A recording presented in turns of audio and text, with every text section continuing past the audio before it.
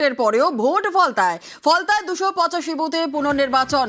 কেন্দ্রীয় বাহিনীর ঘেরাটোপ আর কেন্দ্রীয় বাহিনীর ঘেরাটোপে ভোট কেন্দ্রে মোট ভোটার সংখ্যা 2,25,000। আইন শৃঙ্খলা বজায় রাখতে 35 কোম্পানি কেন্দ্রীয় বাহিনী মোতায়েন করা হয়েছে। থাকছে 30টি কুইক রেসপন্স টিম। আরও একবার আপনাদের জানাই, ভোটের পরেও ভোট ফলতায় 285 বুথে পুনর্নির্বাচন।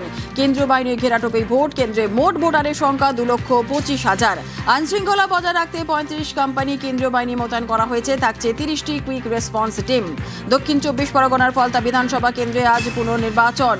মোট 285টি বুথে ফের ভোট গ্রহণ হবে। আর এই কেন্দ্রেই মোট ভোটারের সংখ্যা প্রায় 2,25,000। 29 এপ্রিল বহু বুথে ভোট গ্রহণ প্রক্রিয়া ব্যাহত হওয়ার পরই কিন্তু পুরো কেন্দ্রেই পুনর্নির্বাচনের সিদ্ধান্ত নেওয়া হয়। আজ সকাল 7টা থেকে সন্ধে 6টা পর্যন্ত হবে ভোট গ্রহণ প্রক্রিয়া, আর গণনা হবে 24শে মে। কেন্দ্রীয় বাহিনীর ঘেরাটোপেই আজ ভোটের পরেও ভোট ফলতায় 285 বুথে পুনর্নির্বাচন। কেন্দ্রীয় বাহিনীর ঘেরাটোপেই হবে ভোট কেন্দ্রে মোট ভোটার সংখ্যা 2,25,000। আইন শৃঙ্খলা বজায় রাখতে 35 কোম্পানি কেন্দ্রীয় বাহিনী মোতায়েন হয়েছে। থাকছে 30টি কুইক রেসপন্স টিম।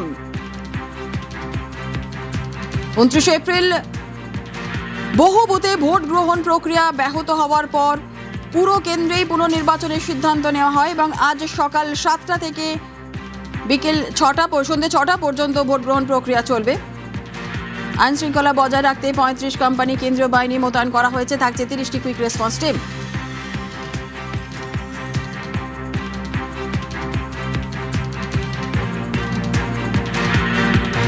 দক্ষিণ 24 পরগনা ফলতা বিধানসভা কেন্দ্রে আজ পুনর্নির্বাচন। মোট 285টি বুথে ফের ভোট গ্রহণ হবে। আর এই কেন্দ্রে মোট ভোটার সংখ্যা প্রায় 2,25,000।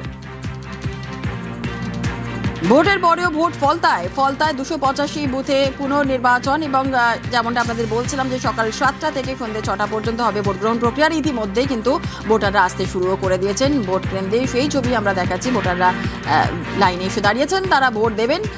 কেন্দ্রীয় বাহিনীর ঘেরাটোপেই কিন্তু ভোট গ্রহণ প্রক্রিয়া সকাল 7টা থেকে শুরু হচ্ছে। কেন্দ্রে মোট ভোটার সংখ্যা 2,25,000। আইন শৃঙ্খলা বজায় রাখতে কিন্তু 35 কোম্পানি কেন্দ্রীয় বাহিনী মোতায়েন করা হয়েছে। আর থাকছে 30টি কুইক রেসপন্স টিমও।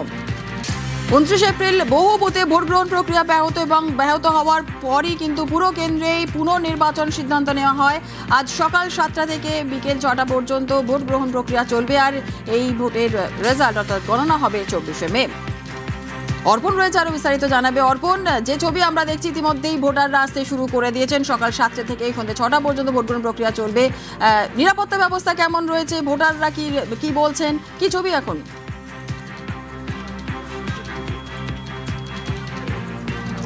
দেখো, ঠিক 6:30-এ এখানে মকপোল শুরু হয় এবং কেন্দ্রীয় বাহিনীর ঘেরাটোপ তুমি দেখতেই পাচ্ছ। কেন্দ্রীয় বাহিনীর ঘেরাটোপের মধ্যে দিয়ে পুনর্নির্বাচন শুরু হয়েছে। ফলতার 285টি বুথ রয়েছে। প্রত্যেক কটিতেই এখনও পর্যন্ত কোনো রকম এখনও পর্যন্ত যে ইভিএমের সমস্যা দেখা যায় সেই ইভিএমের সমস্যার কথা জানা যায়নি। ভোটাররা সকাল থেকেই দেখতে পাচ্ছ লম্বা লাইন দিয়েছে এবং কেন্দ্রীয় বাহিনীর পক্ষ থেকে এই যে আমরা রয়েছে এখন বানেশ্বরপুর আদর্শ বিদ্যালয়ে, সেখানে ভোটাররা এসছেন এবং তারা ভোট দিতে শুরু করেছেন। ইতিমধ্যেই 2জন ভোটার তারা গিয়েছেন নির্দিষ্ট সময়ে। সকাল 7টা থেকেই শুরু হয়েছে ভোট। তুমি দেখতেই পাচ্ছ কেন্দ্রীয় বাহিনীর ঘেরাটোপের মধ্যে দিয়ে, কড়া নজরদারির মধ্যে দিয়ে এই কেন্দ্রে ভোট গ্রহণ শুরু হয়েছে। ইতিমধ্যেই প্রিসাইডিং অফিসার তিনি এসছেন, এসে জানিয়েছেন তারা ভোট শুরু করছেন এবং নির্বিঘ্নে যাতে ভোট হয় সেই জন্য সাহায্য প্রার্থনা করেছেন। এবং যারা ভোট দিতে এসছে তাদের মধ্যেও উৎসাহটা কেমন লক্ষ্য করা যাচ্ছে। আপনারা সকাল সকাল ভোট দিতে তো চলে এলেন? হ্যাঁ, সকাল সকাল ভোট, ঠান্ডায় ভালো লাগলো, ওই জন্য সকাল সকাল ভোট দিতে চলে আসলাম। নিরাপত্তা ব্যবস্থা কেমন রয়েছে? ভালোই আছে। আপনাদের এখানে কোনো সমস্যা? সমস্যা তো আগে হয়েছিল, এখন মোটামুটি সবই ঠিকই আছে। সব ঠিক আছে, এখন সব ঠিক আছে। ঠাকুমা, সকাল সকাল ভোট দিতে চলে এলে? চলে আসলো তাড়াতাড়ি দিল, রোদ্দুর গরম সেই কারণে আসলো।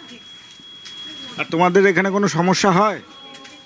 আগে হতো না, এই কিছুদিন আগে খুব হয়েছে, নাহলে আমি এত বছরে এসেছি কোনোদিনও হয়নি, এইবারেই যেন হলো। তা এই 2-1 দিন আর কিছু হয়।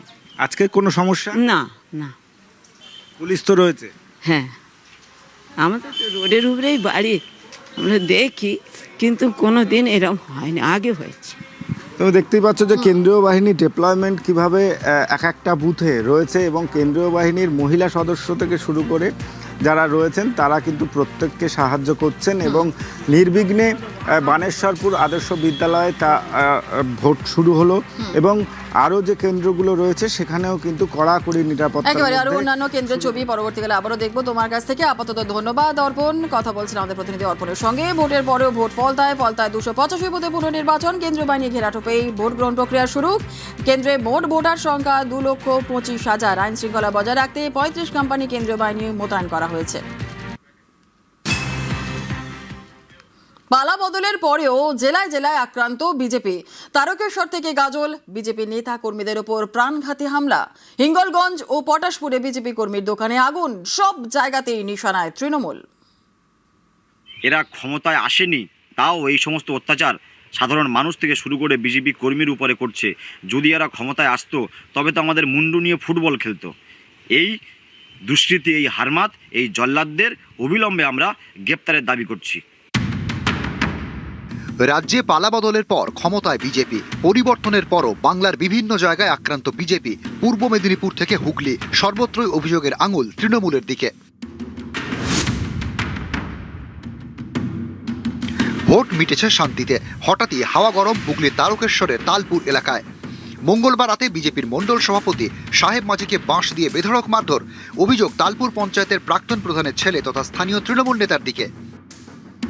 বাড়ি থেকে আসছিলাম, তো জিজ্ঞেস করলাম, আমি বলছি আমরা বিজেপি করি, ভালো, তোরা তো থাকতে পারলি, আমরা বাড়িতে বম ফেলেছিলিস আগে বলতে বলছে গালাগালি আরম্ভ করে দিয়েছে। প্রধানের ছেলে ছিল, আমার বিজেপি করি, এই কি অপরাধ ওদের কাছে, সেই কারণেই মার।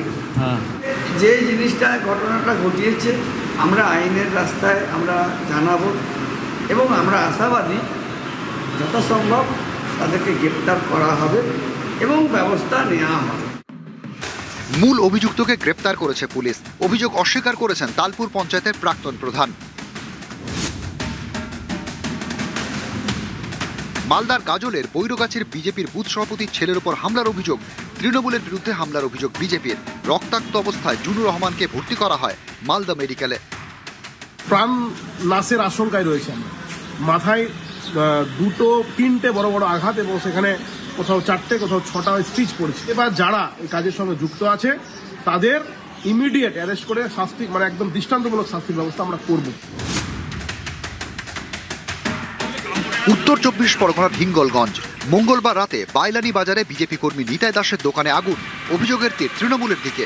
গেরুয়া শিবিরের নিশানায় বিশপুর পঞ্চায়েতের উপপ্রধান শহীদুল শেখ। বিজেপি করার অপরাধে ও দীর্ঘদিন ধরে ওর উপরে টর্চারিং চলছিল। এই দুষ্কৃতী শহীদুল নামের এই দুষ্কৃতী, এদের এত বড় উদ্যত্ত যেটা বিগত 15 বছর এবং আগে সিপিএম এর আমলের 35 বছরে কোনো সময় আমরা এটা দেখিনি। আজকে বিজেপি করার অপরাধে তার আগুন জ্বললো তার দোকানে। এরা ক্ষমতায় আসেনি, তাও এই সমস্ত অত্যাচার সাধারণ মানুষ থেকে শুরু করে বিজেপি কর্মীর উপরে করছে।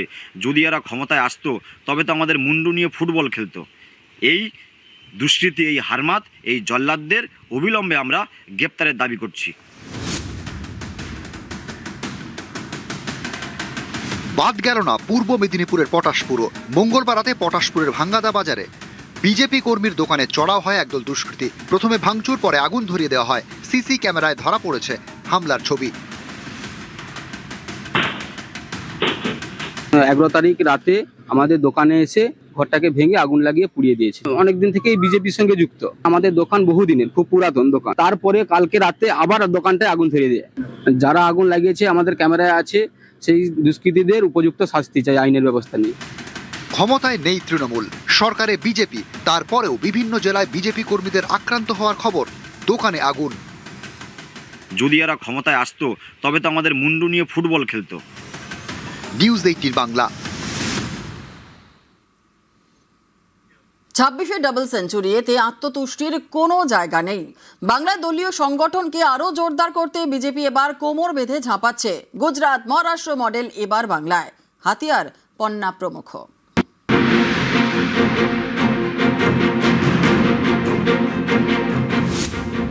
0 থেকে 3, 3 থেকে 77, 77 থেকে 207। 15 বছরে 0 থেকে 207, বাংলা জুড়ে পদ্মের চাষ। বাংলায় প্রথম বিজেপি সরকার। এই সাফল্যের পরে আত্মতুষ্টির কোনো জায়গা নেই। বিজেপির এখন টার্গেট দলীয় সংগঠনের শিকড় শক্তপোক্ত করে বাংলা জুড়ে ছড়িয়ে দিতে।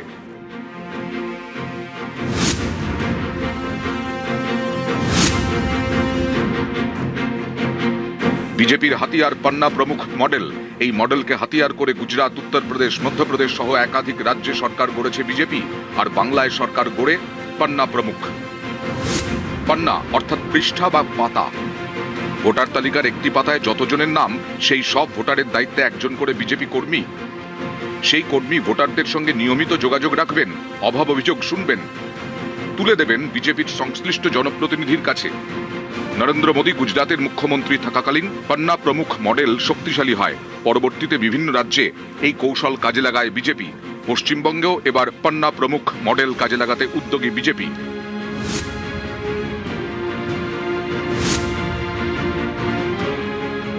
পান্না প্রমুখ তো বিজেপির একটা পদ্ধতি, এরা যদি ওই পদ্ধতিতেই হয়ে গেল, এ রাজ্যেও হয়েছে। এখন সংগঠনের ভেতরে সমস্ত কথা তো বলা যাবে না। সাংগঠনিক গোপনীয়তাটা একটা সংগঠিত রাজনৈতিক দলের প্রাথমিক শর্ত। সব চলবে, আমরা মানুষের কাছে আছি, মানুষের পাশে আছি। আমাদের দল সর্বগ্রাসী হবে না, কিন্তু সর্বব্যাপী হবে, সর্বস্পর্শী হবে। বড় পরীক্ষায় ঝোড়ো ব্যাটিং, প্রতিপক্ষকে ধরাশায়ী করে ঐতিহাসিক বঙ্গজয়। পরীক্ষা মিটলেও হোমওয়ার্ক যেন বন্ধ না হয়, রাজ্য বিজেপিকে কেন্দ্রীয় নেতৃত্বের নির্দেশ। ভোটে জিতে আত্মতুষ্ট হলে চলবে না, দলীয় সংগঠনকে আরও মজবুত করতে হবে। ব্লকে ব্লকে উঠোন বৈঠক করতে হবে, বাড়াতে হবে মহিলাদের সঙ্গে জনসংযোগ। সাংগঠনিক কাজে নজরদারি চালাবেন পর্যবেক্ষক সুনীল বানসাল এবং রাজ্য সভাপতি শ্রমিক ভট্টাচার্য। কাজের গতি প্রকৃতি নিয়ে জেলা নেতৃত্বের থেকে রিপোর্ট নেবে শীর্ষ নেতৃত্ব। নির্বাচনে বিপুল জয়লাভের পরেও সাংগঠনিক শক্তি বৃদ্ধি নিয়ে কোনো ঢিলেমি নয়। উঠোন বৈঠক, মহিলাদের সঙ্গে আড্ডা, প্রবাস, এমনকি পান্না প্রমুখের মতো কর্মসূচিও আগামী দিনে চলবে, চালু রাখবে বঙ্গ বিজেপি নেতৃত্ব সাংগঠনিক শক্তি বৃদ্ধির কাজে এ বাংলায়। ক্যামেরায় খোকনের সঙ্গে সুস্মিতা, নিউজ 18 বাংলা, কলকাতা। ক্ষমতায় থাকাকালে নীরব, হাঁটতেই সরব। শাসক থেকে বিরোধী হওয়ার পরই তৃণমূল নেতাদের দুর্নীতি নিয়ে সরব তৃণমূল বিধায়ক ঋতব্রত বন্দ্যোপাধ্যায়। এতদিন কিছুই বলেননি কেন, প্রশ্ন অনেকেরই। সাধারণ মানুষ বলছেন, একেবারে আঙুল তুলে বলছেন যে এই নির্দিষ্ট লোকটি বা এই নির্দিষ্ট লোকগুলো এরা হচ্ছে একেবারে মাথা থেকে পা পর্যন্ত দুর্নীতিগ্রস্ত। আমি দিন 15 নিশ্চিতভাবে অপেক্ষা করব। দুর্নীতিগ্রস্তদের আড়াল করার একটা মেকানিজম আমি এই ব্যাগেজ নেব না, আমি এই দায় দায়িত্ব কোনোটাই নেব না। 2 সপ্তাহ হয়েছে তৃণমূল ক্ষমতা থেকে গিয়েছে। দল হারতেই মুখ খুলতে শুরু করেছেন তৃণমূলের নেতারা। এবার দলের নেতাদের দুর্নীতি নিয়ে সরব উলুবেড়িয়া পূর্বের তৃণমূল বিধায়ক ঋতব্রত বন্দ্যোপাধ্যায়। সাধারণ মানুষ বলছেন, একেবারে আঙুল তুলে বলছেন যে এই নির্দিষ্ট লোকটি বা এই নির্দিষ্ট লোকগুলো এরা হচ্ছে একেবারে মাথা থেকে পা পর্যন্ত দুর্নীতিগ্রস্ত। 100টা ঘর, সেই 100টা ঘর উলুবেড়িয়া পৌরসভায়, তার মধ্যে 30টা ঘর হয়েছে, 70টা ঘর ভুতুরে। আমি এই কথা বলতে পারবো না পার্টিতে? তদন্তটা তো করা দরকার ছিল, আমি পার্টিকে জানাবো। কতদিন অপেক্ষা করবেন? আমি দিন 15 নিশ্চিতভাবে অপেক্ষা করবো। উলুবেড়িয়া পূর্বতে 15 বছর তৃণমূল ক্ষমতায়, পার্টির একটা অফিস নেই, পুরসভা থেকে পার্টি চলে। আমি পুরসভায় বসবো না। দুর্নীতিগ্রস্তদের আড়াল করার একটা মেকানিজম আমি এই ব্যাগেজ নেব না।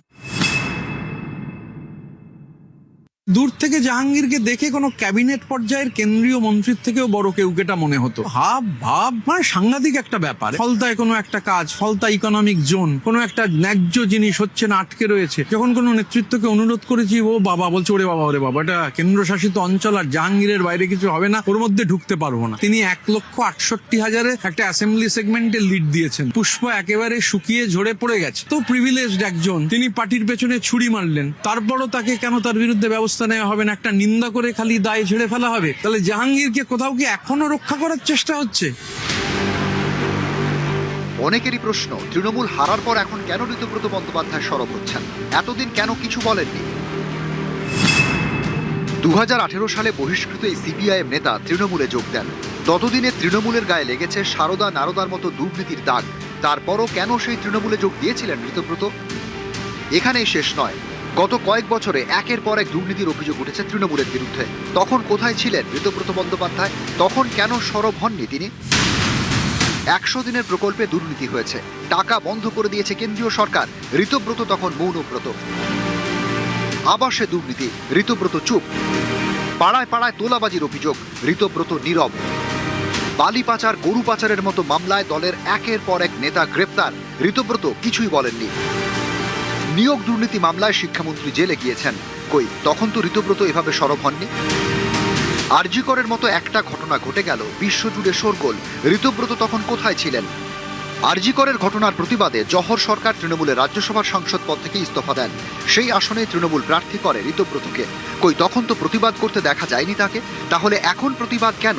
যেই তৃণমূল হেরে গিয়েছে অমনি ঋতব্রতর প্রতিবাদী সত্তা জেগে উঠেছে, আর এতদিন সব ছিল সততার প্রতীক।